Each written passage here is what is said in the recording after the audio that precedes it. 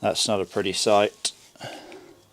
Okay, yeah, that literally made no difference. Okay, so it's been a while. It's time to begin working on the 1979 BMW 520. As you guys know, this thing was left in a barn for around 30 years or so. It's time to begin the process of trying to get this thing up and running. Now, if you guys saw the previous videos, you'll know that I did try to rotate this engine by hand, and I think it rotated slightly, but then it kind of got stuck. So in this video I want to see if we can get this engine turning freely before we try and get this thing fired up. Of course, after this thing has been sitting for 30 years or so, there's a lot of work that needs to be done before we attempt to fire this. It's not just going to be a case of plopping a battery in place and turning the key. You know, we need to make sure that everything is properly lubricated. Otherwise, if we do go to start this engine as is, we may just end up destroying the engine. So yeah, in this video I want to get the rocker cover removed, I want to get the airbox, everything removed and out of the way. I want to drain the old oil, so that'll be interesting to see what that looks like after 30 years of just sitting. Fit a new oil filter, remove all of the spark plugs so we can have a good look at what they look like, and then more than likely put some kind of oil down in the cylinder bores before again trying to rotate the engine by hand. Before we get into things though, do me a massive favour, give this video a like. It really does help me out. It shows your appreciation and it lets me know that you want to see more videos like this. Okay, let's just get started then. So I think we will remove the airbox first, just so we can gain proper access to the rocker cover.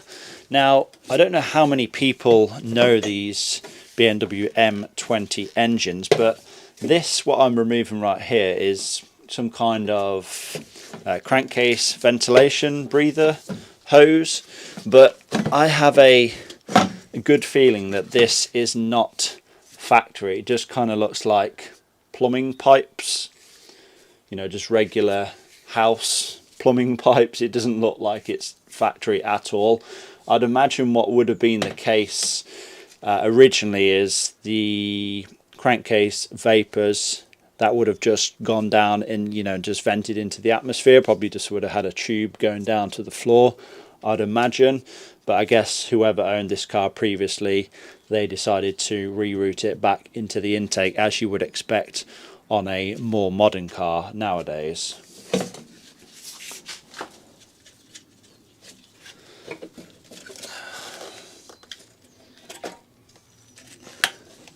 Oh, we have a vacuum line still in place.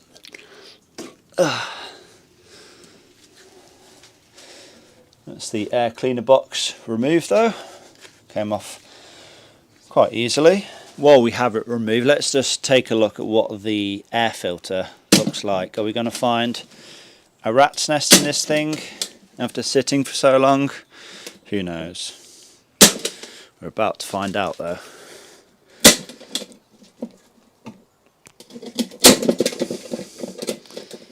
This should now just lift off, right? Moment of truth.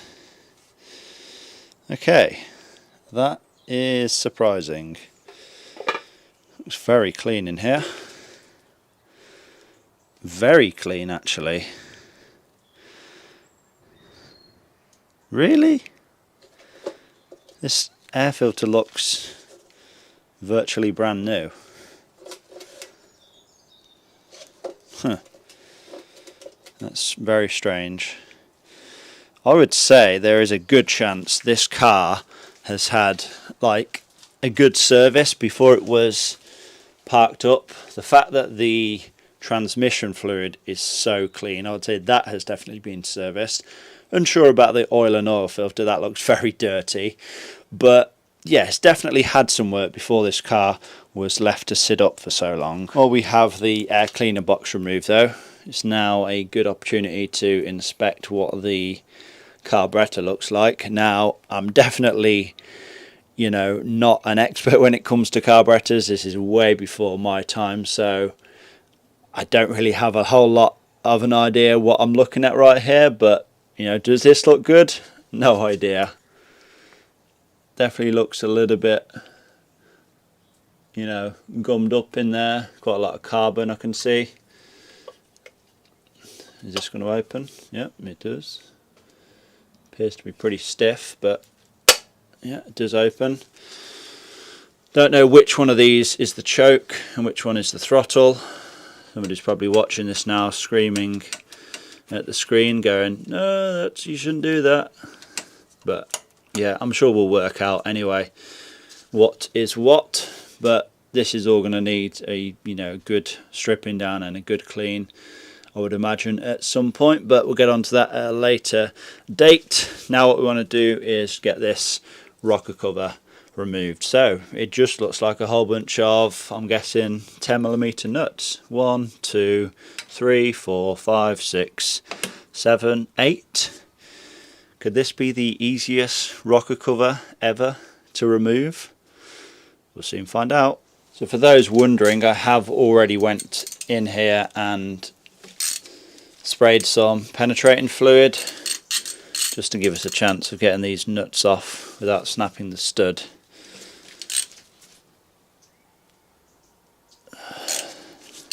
Going to be very careful there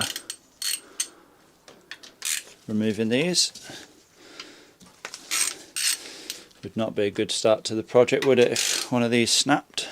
So all 8 nuts and washers now removed. Before I lift this off though, I'm just going to give the area a quick blow off with some compressed air just to stop any crud falling down inside of the engine. What's this?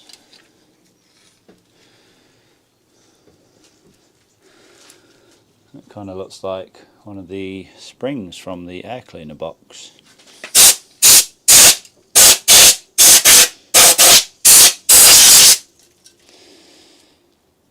Well, at least it's not going down inside the engine, it's just going down inside the carburetor instead. Okay, so I also thought it'd just be a good idea to remove the HT leads, just to get them out of the way. I've got to remove them anyway to remove the spark plugs. I have numbered them just so I don't get them all mixed up. But just stick them over there for now. And yeah, I guess we can lift the rocker cover off. And it's loose. I kind of expected it to be stuck down with something.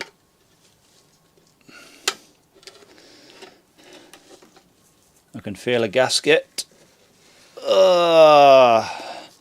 That's not a pretty sight. Ugh. Look at the corrosion on the back of that valve cover. That's not good. And would you look at that?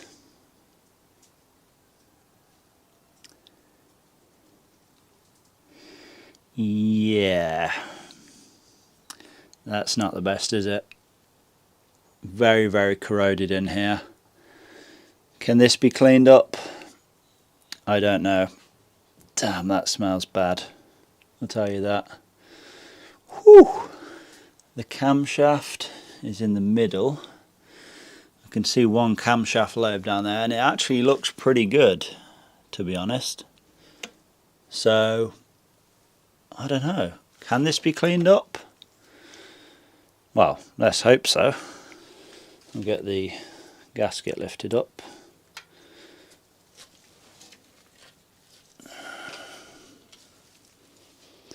I don't have a new one of these, so we will keep this for now. I think it's made out of cork. A lot of the old gaskets were cork gaskets. Still in one piece though, which is good. I don't even know where to start with this though. Just pure crud on the inside of this engine. I think we need to give this a good wash down with some diesel or something. Hopefully try and get all this crud down to the sump, and then we can just drain it out. But this is exactly why you have to take the rocker cover off and change the oil on a car that has been sitting for 30 years. Because if we just spin this engine over here, that camshaft is just going to be completely ruined. It needs proper lubrication because this is dry as anything. So I think before we even attempt to try and flush any of this crud down into the sump, I think what we need to do is give this engine a good vacuum. And yeah, it's not very often you find yourself saying that, is it?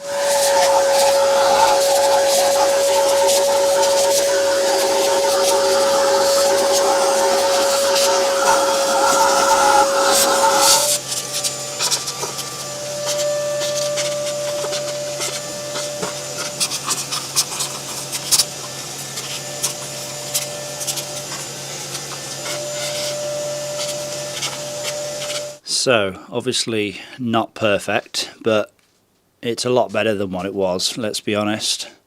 No loose flaky chunks now left. I think next I'm just going to douse this with some brake cleaner, just to try and really break up any of the crud that's stuck on here. And then yeah, I think I'm just going to try and flush this down into the sump then. We're never ever going to get this looking perfect. I'm obviously not trying to achieve that, but yeah, if we can get as much of the crud removed as possible, that's all going to help protect this engine when it comes to that first start up.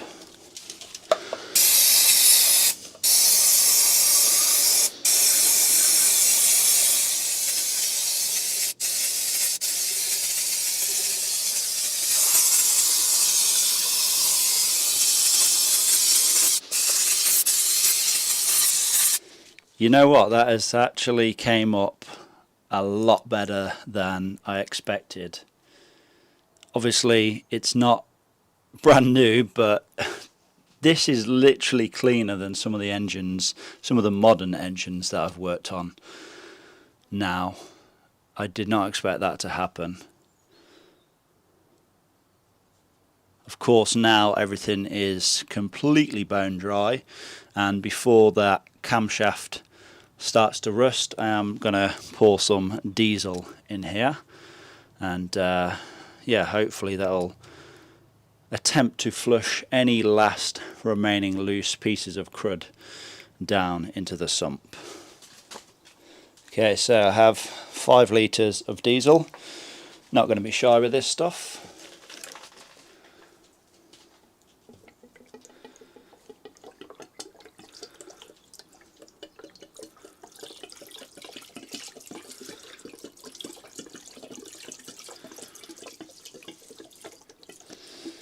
The first form of lubrication the top of this engine has seen in 30 years.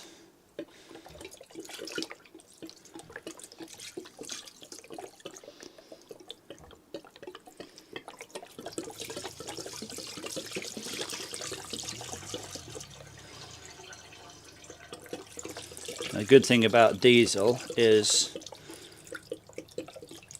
it of course provides a very, very tiny amount of lubrication, but it's also very thin, so it helps to flush as well. I mean, you could, if you wanted to, use a very, very small amount of diesel, you know, as an engine flush if you was to do a regular oil change. Of course, we're not going to run the engine with this diesel in it. We just want to, like I said, try and flush down as much as possible.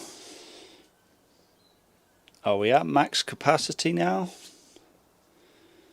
I don't know, it doesn't seem to be draining from some areas of the head very well. I think that's probably more than enough diesel that I poured down in there anyway. So yeah, I guess we'll leave that to sit for, I don't know, half an hour, and then we will proceed in removing the oil filter and draining the oil. Okay, so I've left the diesel to kind of do its thing for a good 30 minutes or so. We should now be ready to begin draining the oil. Also, while I was waiting, gave the valve cover a bit of a clean up. That's in a lot better condition now. Also need to locate the oil filter as well, because I'm probably going to attempt to remove that first. Okay, so looking underneath the car, very simple. There's the oil drain bolt, and then the oil filter is right there. So like I said, we'll try and crack the oil filter loose first, because we don't want to drain all of the oil and find out we can't remove the oil filter. I'd imagine this would be pretty stuck. Yeah, I think I'm going to need an oil filter wrench on that. So we'll crack loose. Oil filter is loose. I don't want to take it off fully though, because it's just going to start dripping diesel everywhere. I'll drain the oil first, crack the drain plug loose. It's a 19mm bolt. But yeah, I guess we should just get the pan ready and drain away. That is very thin.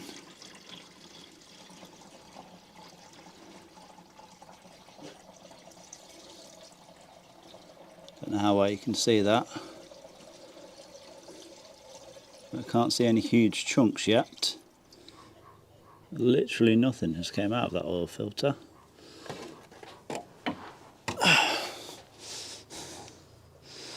It's bone dry. I guess it all drained down into the sump from the oil filter. Strange. Okay, so we have our fresh oil filter now. I've put some oil in it. It's about half full because it's on its side. If I was to fill it literally to the max, it would all just pour out anyway. So yeah, I'm going to slide this up into position. There we go then. That is the new oil filter in place.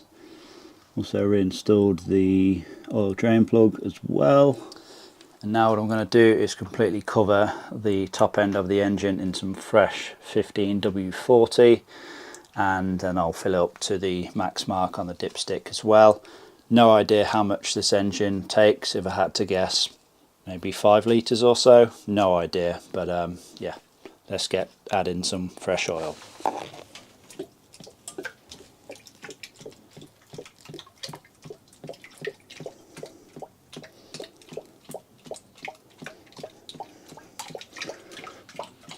As you can see, I did a good amount of fresh oil to the top end.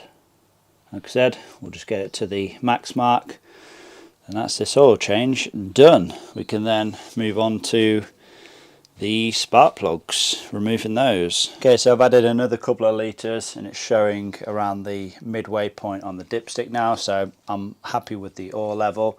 Let's get the spark plugs removed, and hopefully they come out without putting up too much of a fight.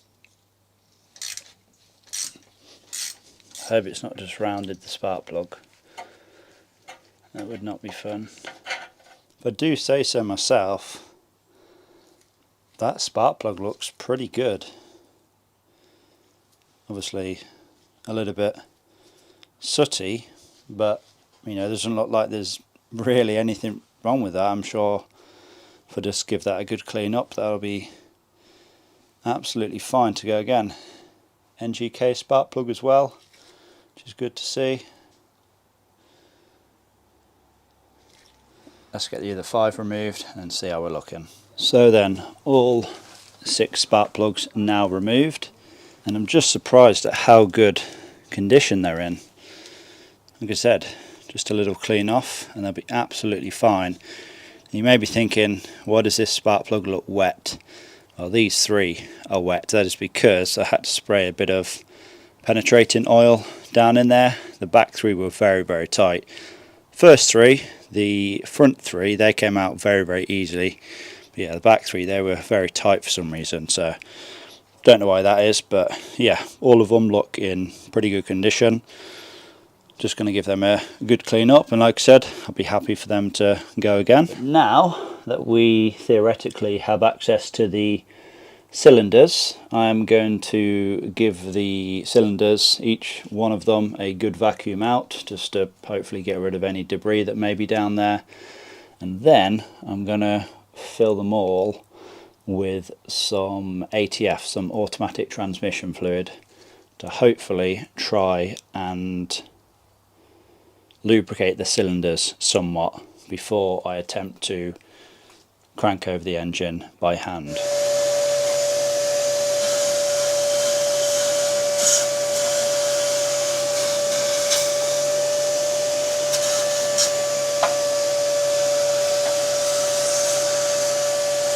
So I have my funnel down the spark plug well. I'm just going to add some of this ATF now.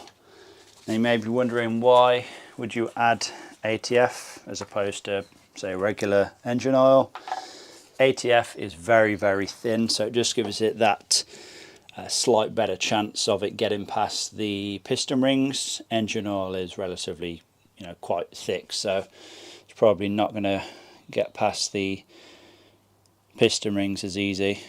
As you can see, just look how thin this stuff is. Don't need to go too crazy with it. Yep, definitely went in. Oh, I guess that piston must be at the top of its stroke, because that all just came out, so that cylinder is full. That should be all 6 done. Now what we should do is give that a couple of hours, maybe even a couple of days, just to soak in as much as possible before we try and rotate the engine. But because I'm a little bit impatient, I'm going to do the right thing and attempt to turn it over now. So 27mm socket on the crankshaft pulley bolt, and here goes.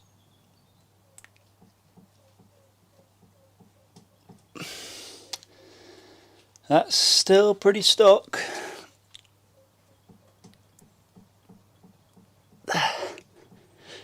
It's stuck when it's literally moving the entire car. Ah! Are we in park? We are. I just want to point out, when I did this the last time, I was not in park. I was in fact in neutral. But of course it's not going to turn over when it's in gear. So we're now in neutral. Okay, yeah, that literally made no difference. I thought, yeah, it's definitely gonna turn over once I take it out of gear. But no, it's locked up.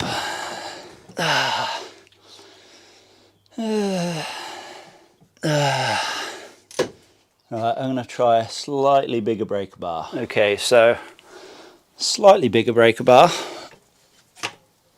Is this going to work? No.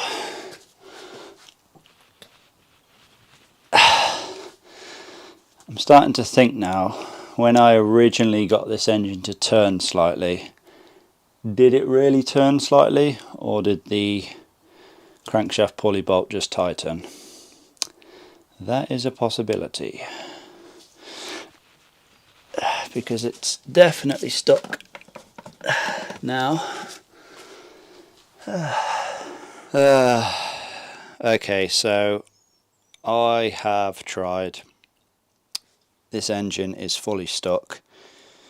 I am going to do what you are supposed to do and wait a couple of days, but the thing is, in a couple of days, that is when I planned on getting this thing started. So you are going to have to wait until the next video to see if we can get this engine unstuck, let alone started. But then if we can get it unstuck, we will of course see if we can get this thing fired into life. But it's not looking good so far, but I guess you guys will have to see the outcome of this project in the next video.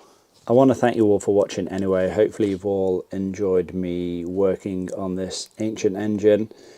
It's definitely been a learning experience. I've never worked on anything this old before, so it's good to kind of get my feet wet with this. But yeah, I guess everything is to come. It's going to be all or nothing in that next video, so hopefully you all are, staying tuned for that. But yeah, I want to thank you all for watching anyway. Please give this one a like, leave a comment down below, subscribe if you have not already done so, and I will see you all in that next one.